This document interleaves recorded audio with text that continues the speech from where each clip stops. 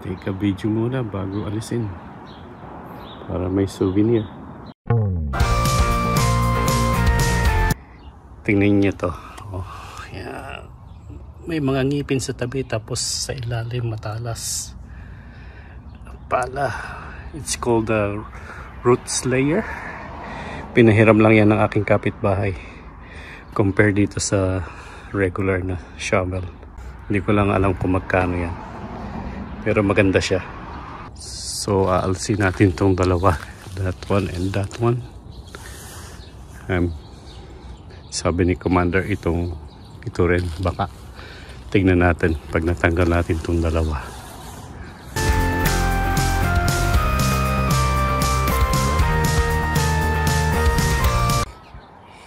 Yun na.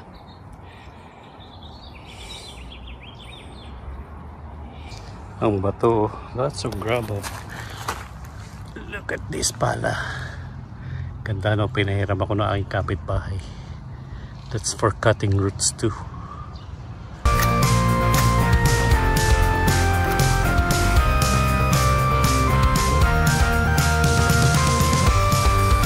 Daming gravel.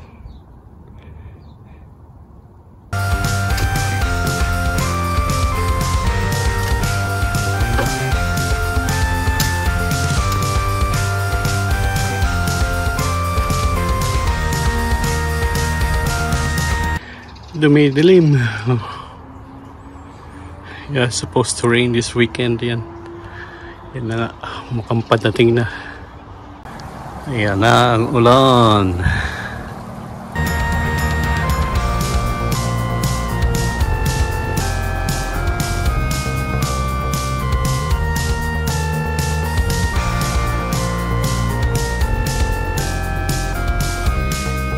Yan, nakadalawa na oh. 1, 2.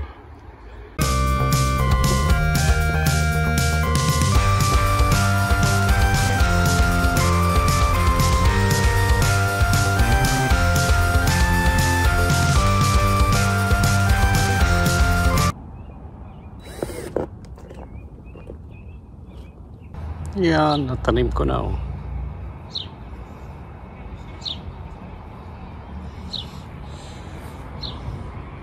Yan ang edging. In-uncoil ko muna para madaling install. Parang ganyan yan. Ito, parang ganito. Yeah.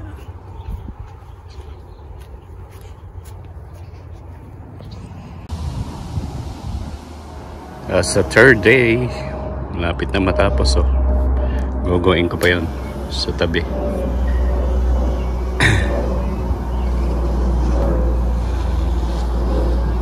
Yan, yard waste to. Yard waste. Kinukuha yan once a week. Stump na lang natitira. Isa pa. Puno na to eh. It's full. Lalagyan ko rin to ng edging. Parang ganito. Yan. Yun ang edging. Good morning, pa 4th day ko na to na mag-gardening. Paulan-ulan kasi. It's 10 degrees. Gusto ko yung ganitong weather para hindi madaling mahirapan pag sobrang init. Ito ginawa ko 2 years ago. Lumang tires. So may sobra akong kahoy. Ginawa kong lamesa. So ito ang gagawin ko. I did that yesterday. Yan, hindi ko natapos kasi umulan. Yan. Yan. Tapit na. Pero magagawa tayo sa harapan pagkatapos nito. Ito ang weed barrier para hindi tubuan ng grass or weeds. Yan, dito ko nilalagay. Paikot. Yung ilalim yung mga bato meron yan para hindi tubuan siya ng mga damo. Yan ang homemade na bangko, see?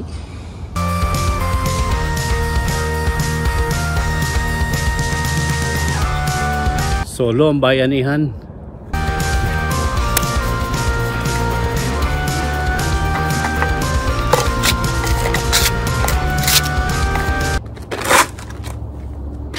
Lagyan din natin yan.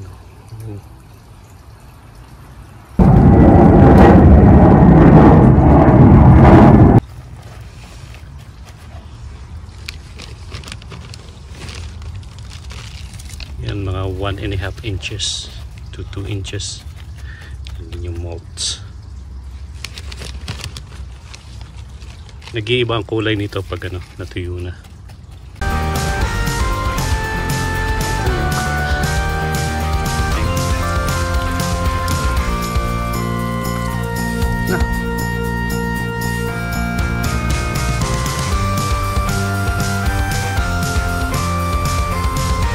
Dito naman tayo sa harap, lagyan din natin ng edging yun. Yung isang yun. Kung may sobra, lalagyan din natin dun. Yan dyan. Tapos, lagyan natin ng mulch. Meron dalawa dito. Yan, dalawang mulch. Uminit na, pero medyo mahangin.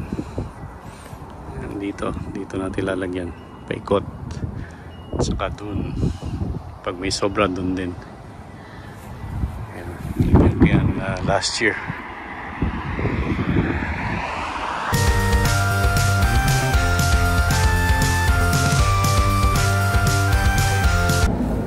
Gawa tayo ng guide, paikot.